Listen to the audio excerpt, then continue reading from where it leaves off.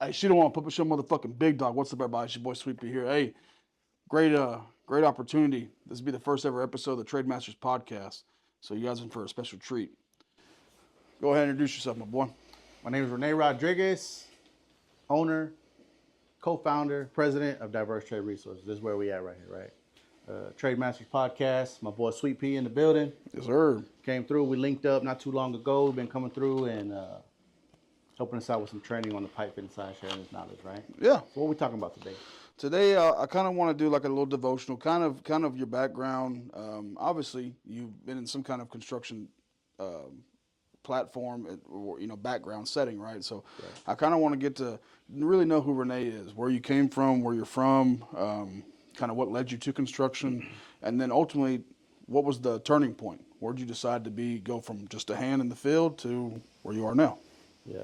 So when I was in the womb, So we'll start off, getting into the industry, right?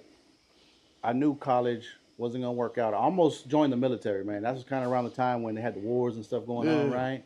And I almost joined, but I ended up not going. Some of my family didn't want me to go and stuff like that. So I ended up not joining, right? So the next best thing for us is learning a trade, getting out there and start working. The one thing different about back then in the days, because I started in the industry in 2006. Okay. And there wasn't nothing like this, like Diverse Trade Resources, where you can go and learn a trade and learn some skills, right? So 2006, that's kind of like right around halfway part between the election years, right? Yeah, so yeah. Obviously, we know during election years, work gets slow That's they figure out who wins. Pretty So much. I got my first job in the plants, man. I was 18 years old, and I started off blasting painting, right? You ain't blasting, you ain't lasting. That's what they say, right? Blasting painting, working towers, tanks, all that stuff right there, right? One of the main things, man, that I seen though, getting into them plants, especially the painting. Painting is like bottom of the barrel, right? Paint, insulation, scaffold. Shout out to them boys out there doing big things, right? But it's soft craft, and it's kind of like it's a good start to get into the industry, right? It was easy. I would say it's probably the most overworked, way underpaid. Way underpaid, especially them scaffold builders. You're talking about 300-400 feet on top of a tower. That's right. Even the painters too. Yep. And I was working, blasting paint, and started off in the industry 2006, and it didn't take me long to notice, man. I'm a young guy working with older gentlemen, 40s, 50-year-olds, still doing the same thing, right? And the money just wasn't quite there, right? So I knew pretty quick that, man, this ain't for me, right? So I worked in the paint industry for a while, and my work ethic is what helped me come up a little bit, right? Getting out there, learning the craft, and I didn't take no class or nothing. I just went out there and learned in the field, right? Like a lot of us did, you know what I mean? Back in the days, right? So went out there, worked hard, learned in the field, and I knew it wasn't for me, right? So the very first thing I started doing once I got a little experience, I got my NCCR, got my credentials, started right there. So where can you just back up real quick? So getting your NCCR. So where did you go to do that? So at this point in time, I was with the company, I believe it was called Basic, right? Mm-hmm. And they were able to offer it there at the company, right? Okay. And this was back when it was paper tests. Mm-hmm. So the very first test I took was on paper. I took that test and I didn't pass. I made like a 65 or something like that. Okay. And then not too long after that, I waited a few days and then I went to Safety Council. Went to the Safety Council, took it like a lot of people do, took their written, right? Mm-hmm. And I passed, right? So that kind of gave me some motivation. That's what kind of drove me to continue going on. I seen that I could do it. And, I got a few more dollars out of the company as well once I got it. Okay. And that was the motivation right there, man. But also seeing the older people still doing the same thing that I was doing, making the same money, maybe a few dollars more. But I said, man, I got to do something else. This ain't for you.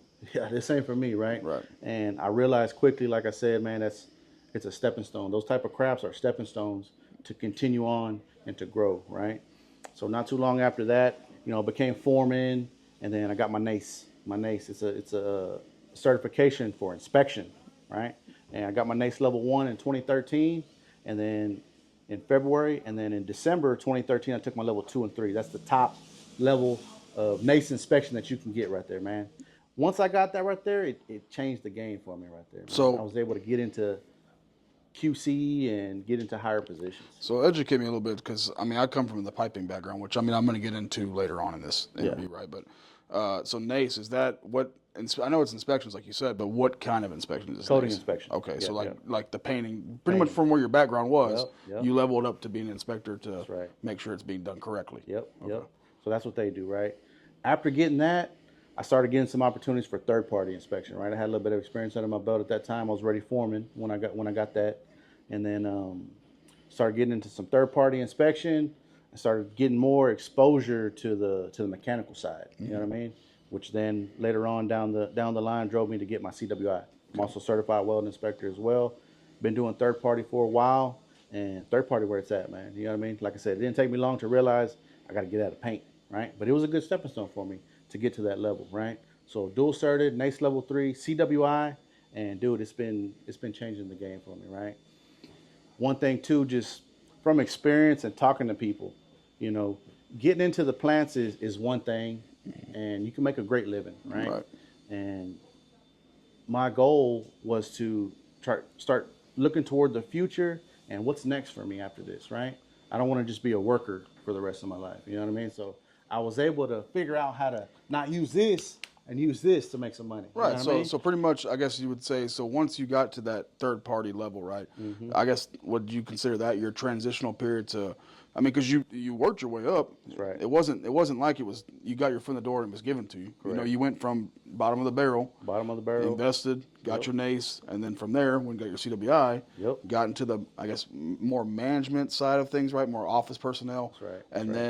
And then you got into third party. So from third party, was it like, hey, I'm not comfortable. I'm not content doing this. That's right. What's the next route that Rene I've always can had do? that drive, big dog, to continue to become better, right? I got that with a lot of people, right? You got that feeling inside, like, man, I can do better. There's more out there that we can do, right? And the next thing for me, you know, was to just being in the industry, seeing all the people coming in, there was just a lack of skill, lack of knowledge, right? Right. Which kind of drove me toward my next the Adventure? next path, next adventure, right? Or next goal was to start a training company, right? Obviously, my background was blasting and painting, and that's where I started off with. This was right around 2014. I started writing a business plan, right? And I wrote it by myself. I went online. I was gonna pay somebody to do it. They were charging like $3,000. I was like, man, I ain't got that money. I ain't got that kind of money. You know what I mean? So, but they gave me a little bit of advice and showed me a little website to go to. Built a business plan, and it just every day after work, I was on the computer, boom, boom, typing it up, getting the business plan ready. Right? I had the vision. I didn't have the money though. I didn't have the money to get it going because it costs a little bit of money. To get the things licensing off. and buildings and certain Equipment stuff like that. and everything, right? So that was the goal right there, man. And eventually in 2016, I started a LLC, right? And I started off doing painting through NCCR, but I was working up under somebody. There was another company who had the accreditation, NCCR So like a sponsorship type, right? like a sponsorship, right? And I was coming in doing my part of it for the painting side, right? Training, certification, and it was going good. I had a contract with that individual company for 3 years, right? So I stayed with them for 3 years. So you were I was locked still in. working. You were locked in for 3 years. I was locked in for 3 years. So yep. you were still working as a third party. Yep. And then after that, you would go and then start, on continue the side. On the side. On the side. I was just doing it as a side hustle, right? Doing the training, doing the certification. It was going good, dude. We made some good money. He made quite a bit of money too off of me, right? Right. And because we had like the way our contract was built, right? And that's how Partnership or whatever. Yeah. Yep. So I had to pay him some fees, and it worked out good, and I learned a lot, right? And it helped me. I've always been a good speaker, able to speak in front of people. It's just a different transition once you're on the other side of the table teaching it, right? Right. And just being able to adapt to that and get that off the ground, right? So after those 3 years were up, he wanted to move into some other things, production, whatever. And my end goal was still training, right? I had that on my mind, and I wanted to organize it a little bit better and do my own thing. So once the 3-year contract was up, man, I went on my own. I went straight to NCCR because back then you had to have 3 years as an instructor and a few other credentials in order to become accredited through NCCR. Oh, so right? that's how you locked it in. I guess that was the business plan, right? Was locking was it the in for plan. 3 years Yep. under somebody. Yep. Getting to know, I guess, the nitty gritty of how it works. Once your 3 years are up, boom, okay, then I can check that off the list, and then obviously all their certifications and stuff like that. That's right. So the plan was still to work with him, but like I said, he had other goals, other plans Different that visions. didn't align with me, right? Right. So that's why I parted ways and went on my own. So 2019 came around, right? 2016 I started, 2019 contract was up, went straight with NCCR, met all the qualifications, did the work. I had some buddies of mine that helped me out with the building and stuff like that, right? Used some of my resources, obviously, and I got it started. I got it started 2019, and 2020 obviously COVID hit, slowed me down. You know what I mean? It was just a difficult time for everybody. You know, I was still working. The work never stopped, right? But the plan was on pause for a little bit just because of COVID, right? It was something new, the mask, and you know what I mean, all that good stuff. They had a bunch of restrictions, no in-person training, Right. stuff like that, right? And but from there, I realized it gave me time to think and to properly plan a little bit better, right? During The that next COVID step. time for the next step, right? The growth, the expansion, right? The actual vision. So NCCR covers all crafts, right? They're a certification company. They don't do any training. The people like us do, right? They just have the curriculum and everything that go along with it.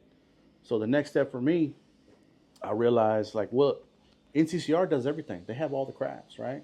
So I hit up my boy Dominic, man. That's my people right there, right? I hit him up, kind of laid down I had the foundation built already, right? I had the accreditation, everything through NCCR, and it was going good. Like I said, COVID slowed me down a little bit, gave me time to plan and prep. I called up my boy Dominic, hit him up, showed him what we got, and we created DTR, Diverse Trade Resources, right? The original company was Applied Trade Solutions. ATS. Yeah, ATS, yep. And then we decided, hey, look, come on board, be a partner, and let's expand it because his knowledge was more on the mechanical side, right? Welding, pipe fitting, boiler making, everything else that I didn't do, right? And we came together and we put a plan together, and just like anything else, man, you know, you mess with it long enough, you figure it out and get it going. You know what I mean? Because I don't come from a business background. I didn't go to college, you know what I mean? I didn't even finish high school. You know, I wish I did. I wish I had those opportunities, but I didn't. But that just goes to show that it doesn't really matter where you come from, and you don't need college to be successful, right? Anybody can do it, right? You just got to have the will to do it. You know what I mean? And have the right people around you, the right teammates, and anything can be accomplished, right? So I brought on Dominic as a partner. We started Diverse Trade Resources, and we started out in Pasadena on Lilac Street. Shout out to my boy Jason over at Refined. He helped us out right there. We're piggybacking off his shop for a little bit, and we just built it from there, big dog, and started coming up. And here at West Side Drive, Pasadena, we've been here for 3 years now, man. And the rest is history, big dog. That's the new sticker coming out. Yeah, West Side Drive, baby. But that's where it all stemmed from. You know what I mean? And again, when it comes down to business, right? And I've learned a lot. I've learned a lot just being in business and seeing that side of it, because you got to wear multiple hats: accountant, the sales, marketing, freaking sending invoices, recruiter. There's a lot of stuff that goes along with it in the background that people don't see, right? People just think, oh, I'm just going to start up a school. But there's a lot that goes into it, man. A lot of money invested as well. You know what I mean? So we're able to do some really great things. And just based on, this was all an idea at one time. Right? All one brainchild. Yep. It was just an idea at one time, and, you know, able to see it and feel it that you can accomplish it. Now we can touch it. You know what I mean? So, Right. And it brought us to where we are today. Okay, so that's a great story. So now that, I guess the question is now, what's next? You know, you're already established. Obviously, Right.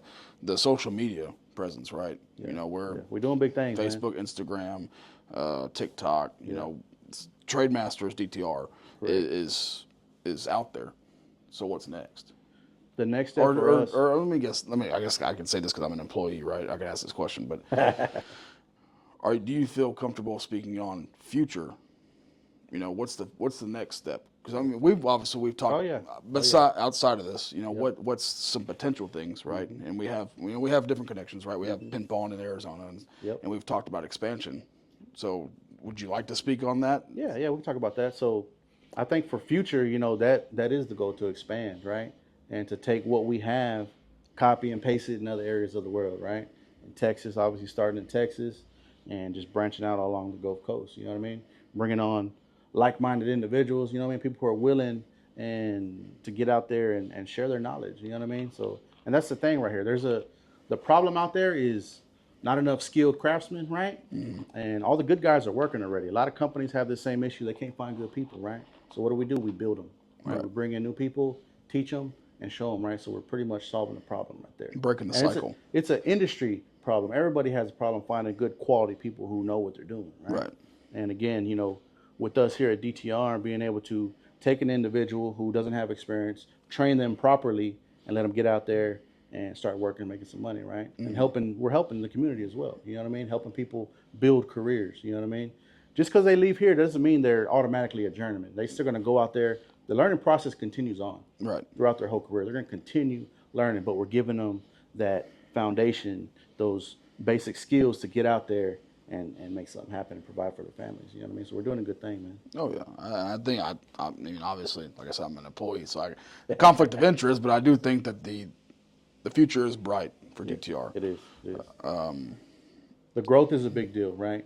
We're steadily growing. You know, we have 2 buildings right now. We just got a 3rd building, getting that one fixed up, getting that one ready, as you know. And it's just nothing but growth from here. You know what I mean? One of our goals, just as a company, right, DTR, the training is priority, right? We want to make sure that we're training people properly, giving them the right tools and sharing the right knowledge so they can get out there and be successful. But not only that, is to help them get to work too, right? So partnerships with companies, with contractors is another big goal for us, right? And we're steadily creating those partnerships, you know, holding the job fairs. You know, we had the one just recently in March and it was a hit, you know what I mean? But what that did too, though, hosting those job fairs, it showed the companies like these guys are for real. You know what I mean? That helps them to come out and get a visual of the shop. But not only that, see how much people we were able to bring in. Man, we had over 200 people come through this thing, if not more. If not more. So I guess kind of to end it, right? So you don't just still do just DTR. No, you still actually have a day job itself. So can you kind of, I guess, expand on that? Yeah. So I work full time, right? I'm a superintendent for a company, and there's a multi-discipline company, right? And having my credentials, having my experience kind of helped get me to that position right there, right? And it's a salary job. I've never worked salary before. I'm always hourly, right? But has some great benefits. I'm at home every day, and you know, after work, I'm here at DTR, right? Putting in work over here too. Continuing the investment. The thing is, a lot of people ask me all the time, "Hey, why don't you quit? Just go full time DTR," right? I have my own personal goals too, right? I want to see DTR at a certain point before I quit comfortably and go full time with DTR, right? I can technically quit now and go full time and still be good, but I want DTR to be at a certain point. That way I can comfortably leave my regular job and come straight to DTR and just focus on this only, right? We're doing good right now. We have a really great team, as you know, man, bringing on people like yourself, Big Dog, you know, everyone working together, like-minded, like, dude, we can knock some shit out. And it's been successful, right? But it's coming. Hopefully this is one of my last years, you know, working within the realm of, you know, working in the industry for someone else. You know what I mean? So eventually going full time with DTR and start expanding it and taking this thing to the next level. Yeah, I think that. I mean, I would say. I mean, that's a great vision. I mean, and I think we've talked about this off camera as well. We've had the similar conversation, right? Yeah. I guess the biggest thing you have always stressed when we talk about it is what's your way out. Yeah. Because you didn't, and obviously from day one in 2006 to get you 19 years later to this point, you know, your main vision was, I'm doing the same amount of work as people that are 2x, 3x my age. Right. What's your way out? Yep. Obviously, you've already figured it out. That's right. So we got a plan, right? We got a plan, and obviously everybody involved with DTR. That's the goal my goal for everybody who's with DTR. Let's hit this thing hard. Let's go full time, right? Let's get up out them plants. Right. You know what I mean? It's good money. It's a great living. Nothing wrong with it, right? But just for me as an individual, you know, I've always felt like I can do more. I can do better, right? And I don't know if it's, you know, a defect or something that I got, right? But I feel like I can take over the world. You know what I mean? So again, with the right team, I think we can definitely do some great things, right? So it's a good vision. DTR represents, you know, quality and pumping out some good craftsmen. We've been putting out some good people out there, man. We changed lives, literally. Yeah. You know, changed people's lives coming from, you know, working in warehouses or wherever, getting into these plants and just making a great living. You know what I mean? Because, you know, in our area, oil and gas, that's where the money's at. Yeah. You know what I mean? So it's been a big deal, and, you know, I'm happy where we are, and I'm glad to have a good team around us and see what the future holds for DTR. You know what I mean? Yeah. What's the deal, everybody? Here, Trade Masters Podcast, right? One of many. I'm right here with my boy SweetP. What's up, doggy? DTR instructor for the pipe fitting, right?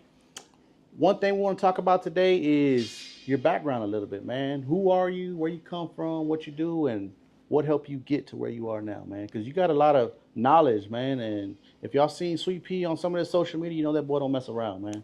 And he's the real deal right there. So tell us a little bit about yourself, man. Man, I'm originally from. I'm from the original area, right? I'm from Baytown, so Dirty Bay. that's right, the original Dirty Bay. No matter what Mexican OT says, but no, I pretty much had a regular upbringing. Was raised by my mom, and my grandmother, single parent household. So I watched my mom work 2 jobs, 7 days a week for the first, I don't know, 8, 7 years of my life. So that drive and that work ethic to always continue being hungry, always wanting more to provide and stuff that was definitely instilled in me at a very young age. When I graduated high school, I did the college thing. I did it for about a year and a half. College grad. No, not even close. Man, I was a double major, double minor when I transferred to the university. Okay. And I was sitting in a night history class. That was my main, no matter what, my goal was to go to LSU and get my master's and my doctorate and eventually be a professor, which I guess foreshadows being an instructor now. But comes back. Oh, somehow. And so I was sitting in the class, and the professor was like, "Hey, y'all, just watch this." And sitting there, and I'm just like, "Man, I'm paying. My mom and I are paying. I was working, part time at the university. We're paying, and you're not even caring what you're teaching me. You're just putting on a slideshow, and that's it." So roll with it, I felt like I wasn't getting my money's worth. I'm not benefiting from nothing. So I grabbed my book bag and I left, and I called my mom and said, "Hey, I'm done. I'm done. I'm tired of school." She's like, "Well, you better go get a job." So from there, I worked at a lumber yard for about 8 months, and I really loved it. But coming from a single parent household, low income, right?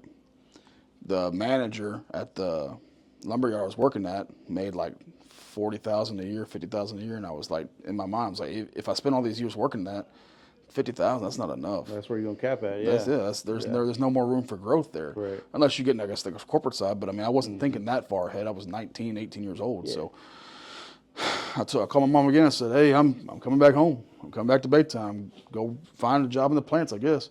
There you go. So luckily, I had some friends that were already in the plant, so hey, go get your TWIC card. So I went and got my TWIC card as soon as I got back, and I would hit Center Street up, and this is before schools like this were even thought of, right? Correct. And I hit Center Street up every day, just like those guys you see out front of Lexicon and all them off of Apache and stuff. So I was hitting it every day. My cousins owned a crawfish restaurant, so I was actually I'd work 7 days a week, double shifts, so 14 shifts in a week as a waiter. And mind you, waiter pays not the greatest, so I was living on tips. You get some good tips? I was $100, $200 a night easy. Yeah. So I'm making good money, but that's not where I want to be. Right. Crawfish season is only so limited. That's right. That's right. So hitting Center Street. Well, I actually ended up waiting on a friend of mine from junior high and high school. Her dad was like the president of a construction company. And so you had a plug right there. I was just being friendly. And he was like, "What are you doing with your life? You're going to wait tables all day?" And I was like, "No, I'm actually trying to get in the plants." And he was like, "Well, what do you want to do?" I was like, "Man, I don't care. I just want to get in." And so he was like, "Sure enough, come to the office tomorrow." He's like, "You got your TWIC card?" I was like, "Yes, sir, I got my TWIC card." Went to the office, and I didn't know. Yeah. I come starched down, nice boots, home, hair combed over, nice cologne and stuff. And I come in, they're like, "Are you like a lawyer or something? Like, what are you know what I'm saying?" Yeah, what you applying for? Yeah, you know what I'm saying? "You come to audit us?" And I remember walking into that office, and there was a project manager and my friend's dad, and he was like, "What do you want to do?" And I knew welders made the most money, so I was like, "Man, I want to work my way through the ranks. I want to start at the bottom, be a fire watch, whatever, and be a pipe fitter, then be a welder, and then after that, be a superintendent." And they told me, I remember to this day, that like, "You'll never do that. You don't have it." You know what I'm saying? And so I was like, "Okay, cool." So I was 19, and I walked out of that office to go to safety council to do my basic. And I told myself at that day, I said, by 35, I'm going to be a superintendent. So I set that goal for myself. Yeah. And man, I won't lie, Rene, a lot of it was money driven. I would see like, "Well, what's that dude do?" "Oh, and I started as a fire watch. And then I was at, $15 an hour. And then I ended up being a rig welder helper for a little while.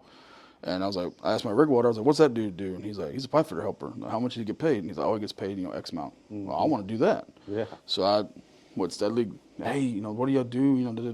And peeping game, and then ended up becoming a pipe fitter helper. And then my ex-wife. Money drives everything, right? Right. You see that these other crafts, they're making some good money, more than you, right? Well, shit, I want to do that too. You know what I mean? Right. So yeah, that makes sense. So then around that time, my ex-wife got pregnant with our son, and I was like, I can't. And by this time, I had already went to another company, and I ain't gonna lie, I faked it till I made it. Like, yeah, I've been doing this for X amount of years, whatever. So yeah. I got in as a second-class helper, and man, I just really became a sponge. And she was like, hey, I'm pregnant, and I was like, crap, I can't do this on helper pay. Yeah. You know what I'm saying? I left. That's why I left the lumber yard, because I didn't think that was enough money. And then now you got a kid coming. Now I got a kid coming. And so I'm like, crap, what do I do? And man, I found some specific journeymen, and I sponged to them. And all the good and the bad traits of everything they did, right? And I went and took my NCCR. I felt like I was ready, right? I did the modules at that time. That company, that's not allowed to be said here. I did their NCCR modules, right? I went from helper 2 to helper 1. Yeah. And then the helper 1 was like 13 modules. I got through like 10 of them.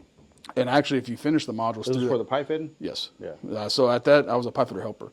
And as long as you finish the modules, they paid for your NCCR. Oh, damn, that's good. So I was like, man, I was like 10 through, I had 3 left. And I was like, I know it. I can do this shit. Ready for the test. Come on. I went. We rained out one day, and I went to safety council. $75. Come on. And the lady said, you got to make a 75 to pass. First time I took it, made a 74. I was sick to my stomach, dog.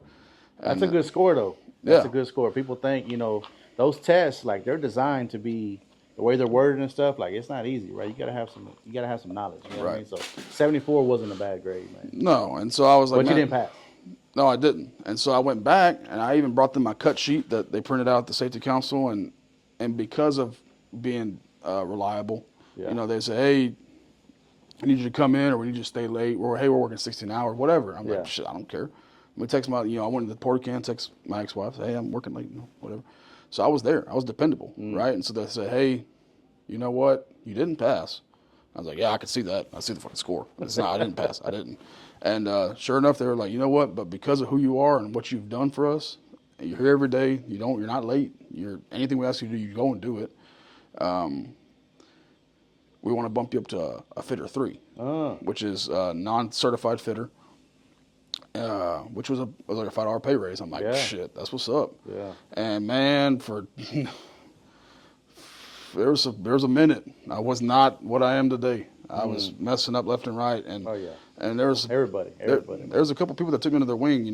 Ralph Mendoza, R.I.P. He was a great welder. He taught me a lot of stuff, and I started to have this cockiness about me. I was like, man, I'm the baddest motherfucker around. And surely enough, I would get humbled a lot, and rolling off sets and stuff like that. Yeah, there are a lot of them are gone, or a lot of them retired now, right.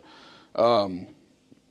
I always kept that mentality that when I would walk Center Street to find jobs, there was 100 motherfuckers that wanted to be in the same position that I did. Mm-hmm. So what do I have to do to keep my money coming in, right? And so so I waited a couple months, and I went and took my NCCR again on my own, and I made 85. Pass. Yep. So at that point, I was NCCR certified, knowledge-based, and then the guy named Dude Saldana, his actual real name is Perifio, but he was a certified evaluator. Wow. So the day I took it, I went the next day. We had rained out. I said, "Hey, dude, I want my plus, bro. Give me my plus." He's like, "You ain't ready." I'm like, "Man, just give me something, dog." He's like, "Okay, we need you to roll an offset." I'm like, "Got it." Nothing. Man, I stovepiped the shit out of that thing, and sure enough, about a year, maybe or so later, and I'm talking about, dog. I would go home at night, and I'd watch, take care of the baby and all that stuff, and. Because by that time, my son was born already, and watching YouTube videos, watching videos of other guys, fabricating, cutting with a torch, stuff like that I felt like I was not excelling at the time. And so I just kept sharpening that blade and sharpening that blade and sharpening that blade. And then eventually, I ended up getting plussed out in 2018, November 11th, November 14th, somewhere around that time. So I'm coming up on my 7-year mark of being plussed out. So Yeah, something like that. And no, I think it's a little bit, I think maybe 16. But anyway, I've been plussed out, since frac 6 Enterprise on nights. So whenever that was. And man, from there it was just a whirlwind. Life came fast. My boy was growing up. I was taking jobs out of town, and I just but I always kept that mentality like I'm gonna be a superintendent by 35. I'm gonna be a superintendent by 35. And I started becoming lead man, and I made foreman. And I didn't do great in the beginning. Right, I was young, I was dumb, I wasn't organized. And it wasn't that I wasn't organized on the job site. I wasn't organized up here, right? And Everybody, man, you're young. When you're still coming up, but having that drive though, I can tell that's what's getting you there. and so Had that motivation. right, and then I started working this double time of it, the double time, the specialty sides of stuff over the years, and I made a great name. I believe I made a great name for myself, and the reason why I say that is because I don't have to look for work. Oh yeah. And I'm not saying that to be cocky or overbearing when I say that, but But it comes to a point where you're good. You know what you're doing, right? Right. And then again, having that mentality, even with the past company, even though that company you're with, you didn't pass, but they still gave you a shot because of who you were, right? Right. And not that they knew you or anything, but they knew, hey, this guy's a good worker. You know what I mean? So And- that and- goes a long way, man. Of course, and that's the one thing that I preach here now. I've preached in the past is you only carry two things in this world. It's your name and your work ethic, and they have to go hand in hand. That's right. You can't have a shitty name with a great work ethic and vice versa. So That's right. that always being dependable, always being someone. And I've missed birthdays. I raised my son for like 6.5 years through a phone working out of town because I thought that's what I needed to do. Yeah. And I'm grateful for that opportunity to do those kind of things. Right. Not necessarily the raising part of him, but the getting to meet and network Correct. and so Harvey hit around that time, and I met Bruce Belguera working at Dixie Chemical, and he taught me a lot. And then a big homage, he probably never see this because he's old and he doesn't do social media and stuff like that, but Mark Tyler, old school fabricator, man. Yeah. He taught me, he would watch me mess up, and he would teach me. And he poured everything he had into me because at the end of the day, I am his replacement. Yeah. And that's the great thing about being an instructor is you're teaching your replacements one day, right? Correct.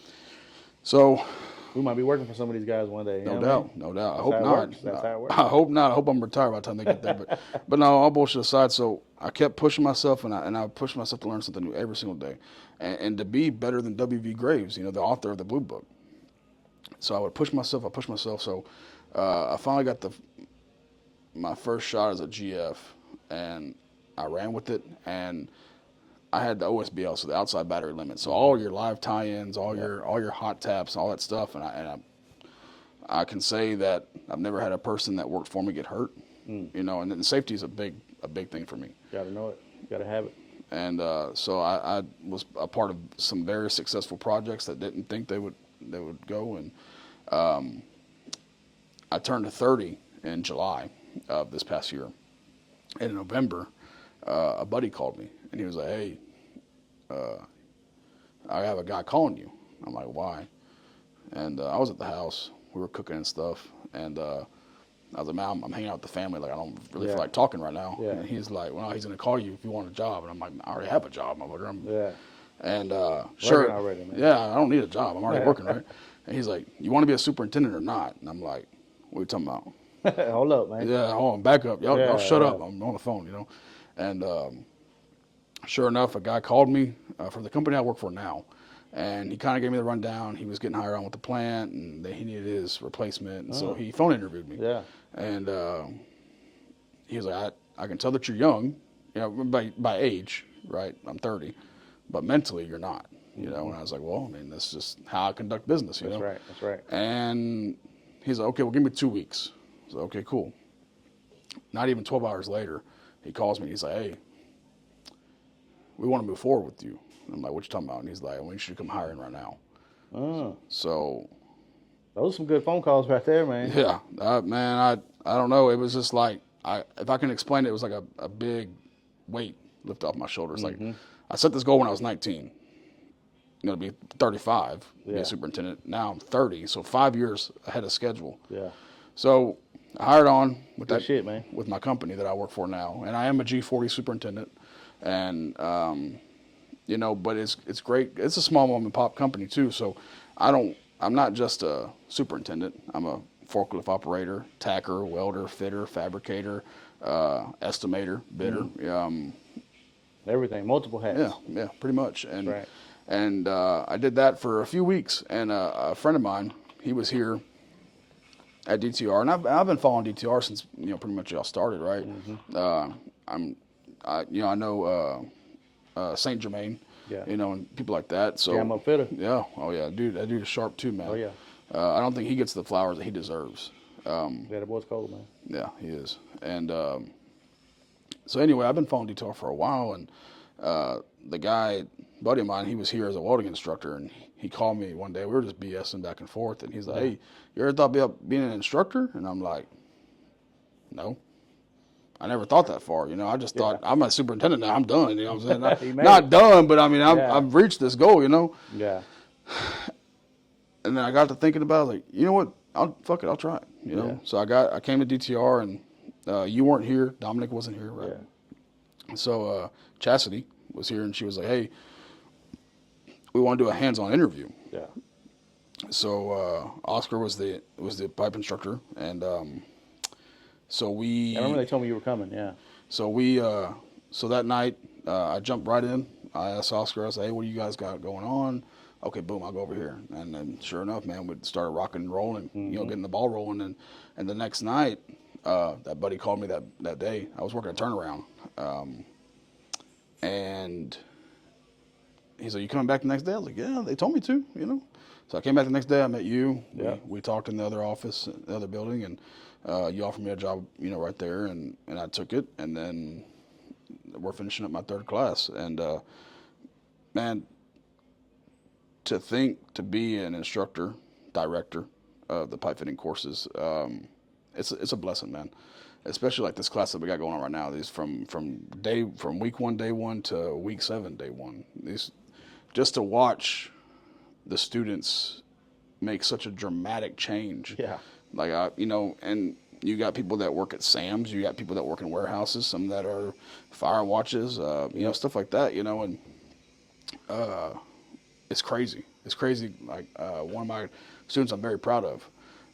And I give him his kudos all the time. Yeah. He went and he's a boilermaker by trade, but wanted to get into pipe fitting.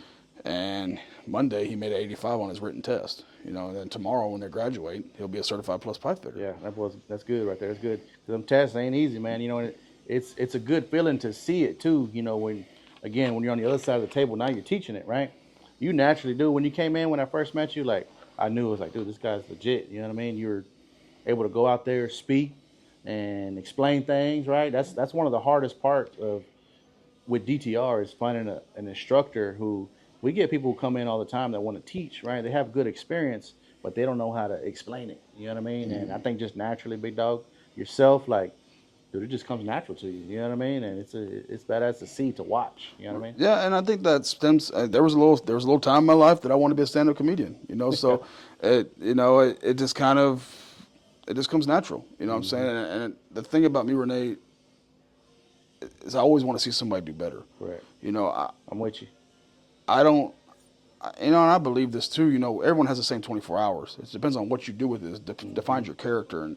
And man, these students here, man, it's humbling. Bro, I love it. That's why I'm so glad to be a part of the DTR team is because I know what this thing has. I know the potential that DTR has. Yep. And for me to be a part of that team is astounding to me because it's like, shit, what's next? Yeah. You know what I'm saying? That's why, hey, SweetP, make this video. Hey, do this, that. And I'm up here all the time because once you start investing in something, it's like watching your child grow up. You know what I'm saying? So I think for me personally, like I said, it's a great humbling experience because I went from a hand, and I still think of a hand mentality, and getting to the supervision role and getting into supervision. And it's not like I don't just sit in an office all day estimating or planning or whatever. I'm out there still on top of the tanks bolting up. I'm still, fit and fabricating for my welders. I'm always staying hungry because you got to make yourself, I guess, wear many hats, and you have to show your worth. That's right. Because we're all just a number at the end of the day. Yeah. And we're all replaceable. So my mentality every morning that I wake up is what's going to define me to stay here. That's a good mentality to have, you know what I mean? And, it's one thing to learning the skills and doing the work, but it's the mentality too, right? Having that right mentality which got you where you were today, you know what I mean? And that's brought you a long way, man. Yeah, and We're like glad to have you here at DTR, man. it's been One thing I can say, man, with the pipe fitting class, we've had past instructors, good instructors, right? We've had right. some really good instructors. We handpicked the instructors, man. But having you coming in, it's been a blessing, big dog, to bring you a part of the team, have like-minded individuals, and we could take this thing to the next level, right? Right. The only way we're gonna take it to the next level, together as a team.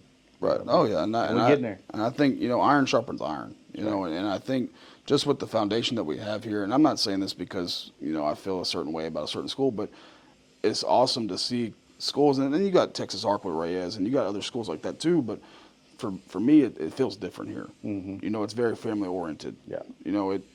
From day one, I've always felt involved. Yeah. I've never been like, hey, SweetP, you're teaching from 5:30 to 9:30, Monday through Thursday. That's it.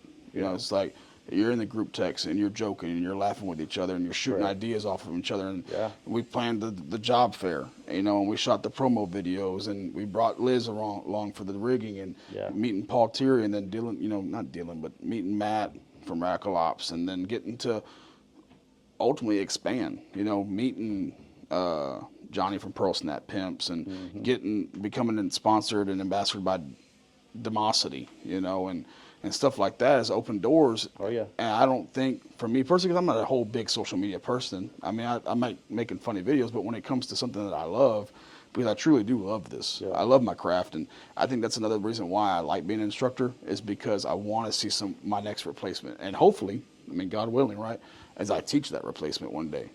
Yep. So. Like I said, man, I wish they had some stuff like this back in the days. I'd have been all over it. We'd probably have been further along in our careers if they had something like this, right? Right. So it's almost like a cheat code for these guys. They're coming in, getting some expert training from individuals like yourself, dude, and they go out there and shine like the sun, man. You know what I mean? And like I said, and that's the great thing too is DTR, they work with people. Yeah. I'm not saying other schools don't. I mean, I'm not involved with those, so I can't speak on that, right? But it's not like, hey, this is what you're going to pay us to get trained. No, hey, this is all we require is this deposit. Yeah. And then we understand you guys work. It's weekly payments. That's right. It's just like buying a new truck, a Yep. new car. What you gonna do? You're gonna make payments because you're investing in getting to and from work. That's right. It's the same difference here. You're paying weekly to invest in yourself. And that's like Pin Pond and I. We talk all the time about different avenues and different routes that we can go. Yeah. Because Pin Pond's a superintendent, Yep. and so it's great to, like, I guess Joel Osteen says it right. Birds of a feather flock together, right? If you're around 3 millionaires, eventually you're gonna be the fourth. That's right. So, like I said, I just think that DTR has a lot to offer, and I think that we are growing, and it's a great thing. It really is. And we're not just so close-minded to shut people away. That's right. We welcome everybody. Yep. I can't tell you how many times it's been slow for me as a G40 superintendent that I'm giving tours and I'm meeting people. Like one guy, he's in the instrumentation tech class right now. He cuts grass at Pemex. Yeah. He does the landscaping. And I was like, you want to cut grass your whole life? He's like, no. I'm like, what do you want to do? He's like, I want to be a welder. I was like, you want to be a welder because social media? Yeah, it looks cool. Man, go to instrumentation tech, you get paid more. Yeah. Man, come on, man. Think for A lot of money out there, man. Think with this, not with that. You know what I'm saying? So, Right. I don't know, man. That's just kind of where I'm from, and I hope, and we've talked about it as well. Eventually, my out is to come here full time, and then when that opportunity arises, I'm already on board. You know what I'm saying? Right. Right. So, We're going to continue to grow. We're glad to have you, big dog. Y'all get to hear a little bit about Mr. SweetP, his background, where he comes from. Be on the lookout for more episodes. We're going to have more people coming in, people who are affiliated with DTR. Again, DTR, man, it's a great thing that we got going on. Glad to have people like yourself involved who give a damn. You know what I mean? That's the hardest part right there. Shout out to all the other schools out there in the Houston area. There's some good schools out there, but I can say for sure there's not another school out there who does all the crafts like we do. Right. You know what I mean? Right. We're multiple discipline, training company, right? With certifications. You know what I mean? So I think that's what separates us from a lot of people or from a lot of companies, right? Again, shout out to the other schools out there. Anybody interested in training, do your research. You know what I mean? Because it's not just, hey, let me just go pay some money and go to school, right? Yeah. Do your research on the company. Are they a qualified school in the first place? Right. You know what I mean? So there's several factors in there that decide which school you go to, right? Where you live and stuff like that. But DTR doing big things. Trade Masters Podcast. Be on the lookout for the next one. Yes, sir.